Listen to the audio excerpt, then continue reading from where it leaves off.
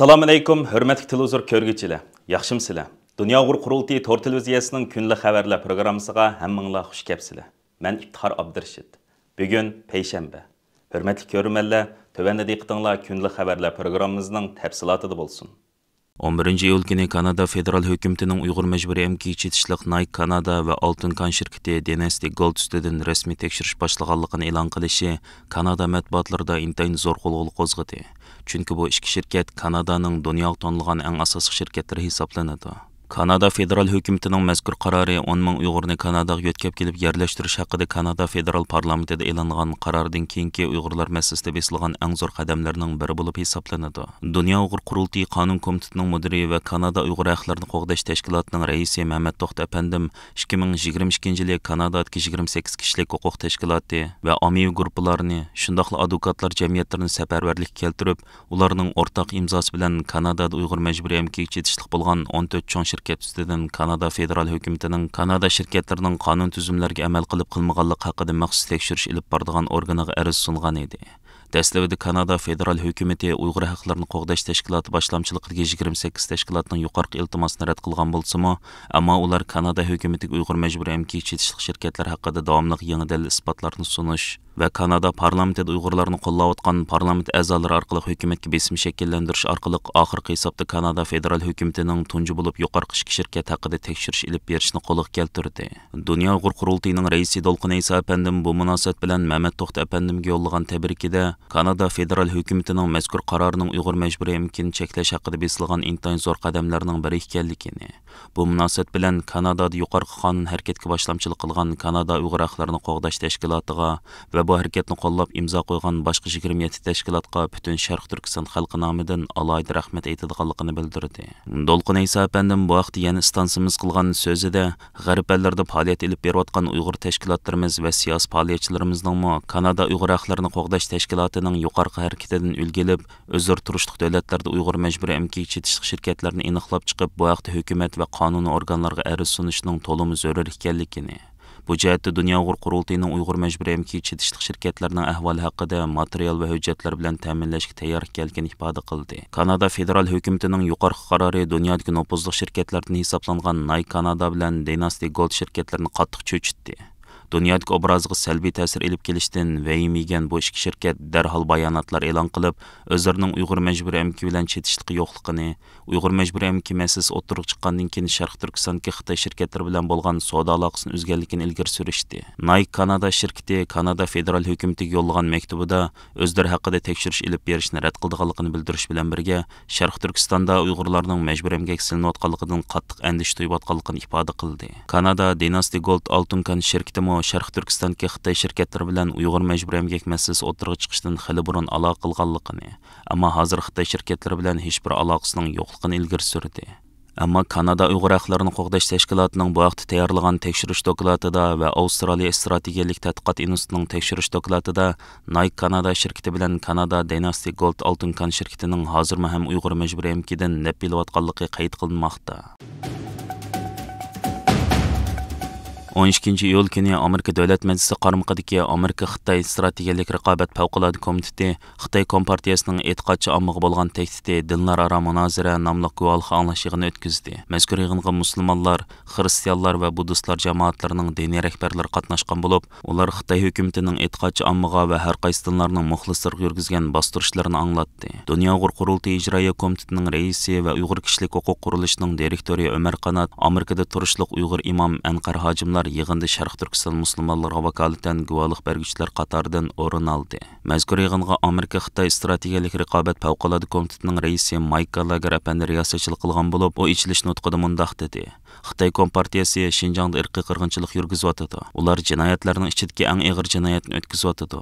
Ular yana Uyg'ur va boshqa etnik guruhlarni nishon qilgan ost xarakterlik madaniyat qirg'inchiligi ilib beryotdi. Xinjiang, Shanxay, Beijing qatorliq joylarda dinga qarshi urush ilib berayotgan Xitoy rahbarlarining bu urushda mag'lub bo'lishi muqarrar. Chunki ular e'tiqodliq va ro'yi erkin insonlar bilan urushyotdi.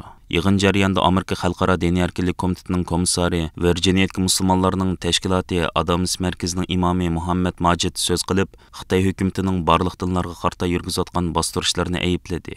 U so'zda Uyg'ur musulmonlar uchrayotgan zulmlarni alohida tilga oldi. U mundaq dedi: Xitoy hukumatı 2017-yildan boshlab millionlagan Uyg'urlarni lagerlarga soladi va ularga qarata ming yuvish ilib bordi.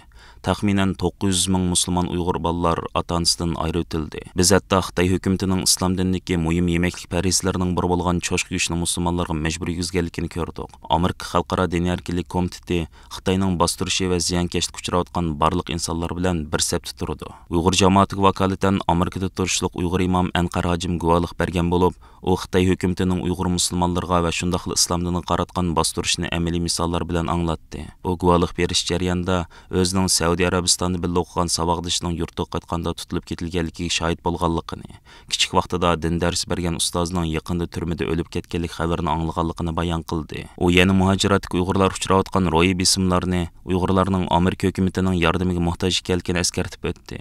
Uyg'ur kishilik huquq qurilishi buningdan burun Sharq Turkistonga Uyg'ur diniy zotlarining ziyonkashlikka uchrash ahvoli haqida ko'p taraflamlik dalil isbotlarga tayangan maxsus doklad e'lon qilgan edi. Ömer Qanat apandi yig'inda mazkur dokladning mazmuniga tayangan holda Sharq Turkiston musulmonlari duchor bo'layotgan zulm va bisimlar haqida ma'lumot berib o'tdi.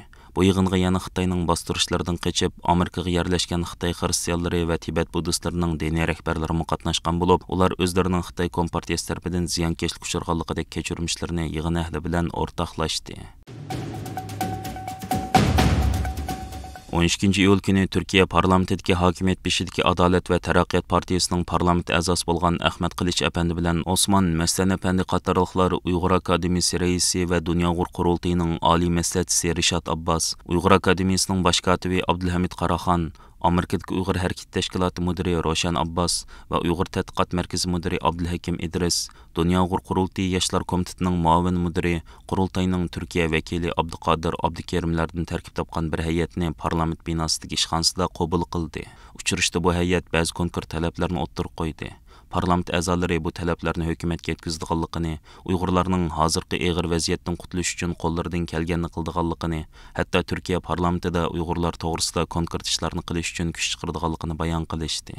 Uchrashda mazkur hay'at Uyg'urlarning hozirgi vaziyati, Uyg'ur davosining xalqarodagi ahvoli va Uyg'urlarning talablarini o'ttirib qo'ydi. Yuqorqi parlament a'zolarining hammasi Uyg'urlarning hozirgi og'ir vaziyatidan xabardor ekanligini dedi. Uyg'ur hay'ati Turkiya hukumatining Xitoyga hay'at avatib tekshirish ilib berishini, Turkiyadagi ota-onasi bilan aloqa o'rnatolmagan Uyg'urlarni ota-onasi va urug' tuqqanlari bilan ko'rishtirishini, Turkiya parlamentida Uyg'ur do'stlik guruhi qurish qatorliqlarni talab qildi. Ikki parlament a'zosi Uyg'urlarning bu talablarining amaliylashishi uchun qo'ldan kelganini qilganligini bayon qilishdi. Adolat va taraqqiyot partiyasining parlament a'zosi Ahmad Qilich apandi o'zining 2013-yili Xitoy kompartiyasining taklifiga binoan Urumchi va Qashqar qatorliq joylarni ziyorat qilganligini, u vaqtda Uyg'urlarga bo'layotgan besimni his qilganligini, o'zlarining tashqi ishlar ministri Hakan Fidan va munosabatli rahbarlar bilan ko'rishib, Uyg'urlarning talablarini yetkazganligini bayon qildi. Parlament a'zosi Osman Mastan apandi ko'rish oxirida ziyoratimizni qabul qilib, mundaq dedi. Uyg'ur akademiyasi raisi bilan Uyg'ur harakat tashkilotining raisi men bilan ko'rishga kelganligiga xursand bo'ldim. Uyg'ur akademiyasi raisi bilan Uyg'ur harakat tashkiloti raisining men bilan ko'rishga kelganligiga xursand bo'ldim. Turk dunyosi burunqiga o'xshamaydi. O'zaro yaqinlashishni davom qilyotdi.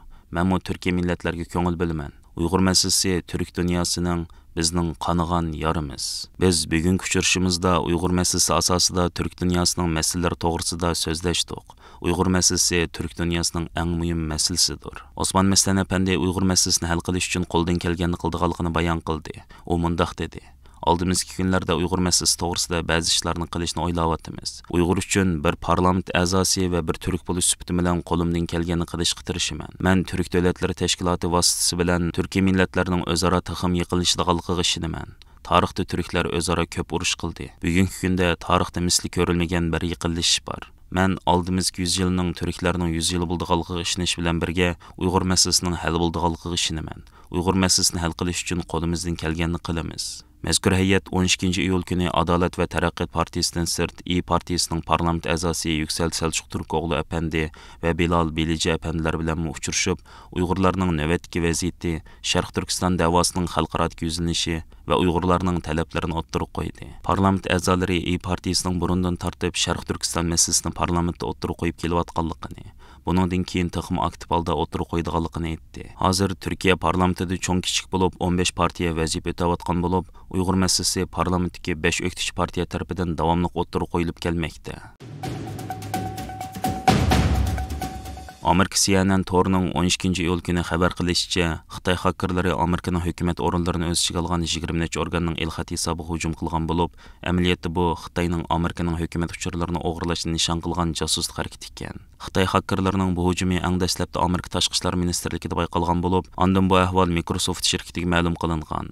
Xitoy xakerlari yana Amerika davlat majlisi qarmog'idagi organlarga hujum qilgan bo'lsa-mu, ularning tor bekitiga muvaffaqiyatli kirgan yoki kirolmaganligi noma'lum ekan. Navbatda Amerika amaldorlari va Microsoft shirkati xodimlari bu xakerlik hujumining ta'sirini baholash va uni besiqtirishga tirishib etibdi. Microsoft shirkatining bildirishicha, bu xakerlik hujumi bu yil 5-oyning o'rtasidan boshlangan. Xitoy xakerlari shu chaqda o'g'irlangan ism va maxfiy nomerlar bilan ilxat hisobiga kirgan. Microsoft o'zining ilxat va tor bo'shliq sistemasidagi yutuqlarni yo'q qilib, xakerlarning yo'lini to'sigan. Xabarda aytilishicha, Xitoy xakerlari oldi bilan qo'l soldigan nishon izchil turda Amerika amaldorlari bo'lib kelgan.